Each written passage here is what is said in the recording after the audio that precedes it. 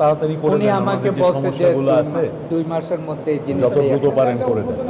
হ্যাঁ হ্যাঁ, এটা হইলে আমরা কারণ করবো, স্যারকে আপনারা নিয়ে করবো। দেখতেছেন আমাদের সরকার, আমরা দ্রুত গতিতে সবকিছু এখন সমাধান চাই, কারণ মানুষের তো এগুলো দরকার। এখানে অচিরেই আমরা 40টি আইসিইউ বেডের ব্যবস্থা করা হবে এবং আইসিইউ ইউনিট খোলা হবে।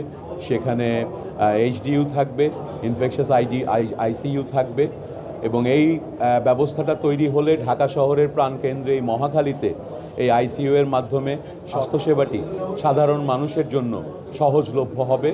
এমন একটা ভালো লোকেশন ঠিকমতো চালু হয়ে গেলে স্যার এটাকে 7 প্রচুর রোগী বছর চলে পরে আসবে। ছিল এই বিল্ডিংটা, এখানে জিনিসপত্র আসবাবপত্র সব ড্যামেজের মতো। আচ্ছা, একদম বিউটিফুলি সেটআপ।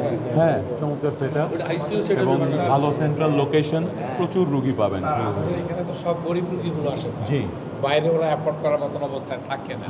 আমি দীর্ঘদিন থেকে আছি স্যার, প্রায় 22 বছর এখানে। আচ্ছা।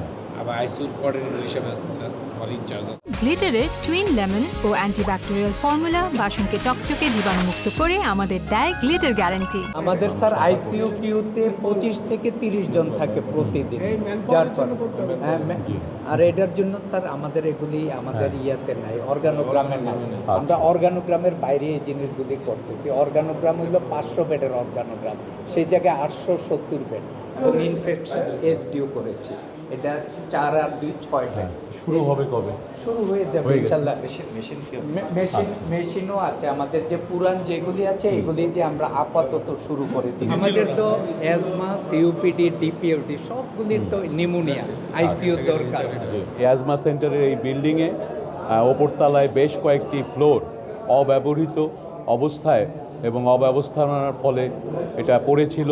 আমাদের বর্তমান প্রশাসন এবং এই হাসপাতালের পরিচালক এবং ডাক্তাররা সুন্দরভাবে উদ্যোগ নিয়েছেন। এখানে অচিরেই আমরা 40টি আইসিইউ বেডের ব্যবস্থা করা হবে এবং আইসিইউ ইউনিট খোলা হবে। সেখানে এইচডিইউ থাকবে, ইনফেকশাস আইসিইউ থাকবে এবং এই ব্যবস্থাটা তৈরি হলে ঢাকা শহরের প্রাণকেন্দ্রে এই মহাখালীতে এই আইসিইউ এর মাধ্যমে স্বাস্থ্যসেবাটি সাধারণ মানুষের জন্য সহজলভ্য হবে এবং আমরা চাচ্ছি বিভিন্ন জায়গায় সাধারণ মানুষের জন্য সহজলভ্যভাবে এই ধরনের আইসিইউ সেবা তৈরি করতে এবং আমাদের সেই প্রত্যাশা এবং সেই কর্মসূচির আওতায় এই 40 বেডের আইসিইউটি হতে যাচ্ছে, যেটা অত্যন্ত আনন্দের। এবং আমরা এখানে উল্লেখ করতে চাই যে এই বিল্ডিংটি এবং এই অ্যাজমা সেন্টারটি আমাদের প্রিয় নেত্রী মরহুমা বেগম খালেদা জিয়া 2005 সালে এটি প্রতিষ্ঠা করেছিলেন এবং সেখানেই আমরা আজকে পরবর্তী ধাপে আমাদের স্বাস্থ্যসেবার জন্য নতুন আরও কর্মসূচি এবং নতুন আরও ব্যবস্থা তৈরি করতে যাচ্ছি।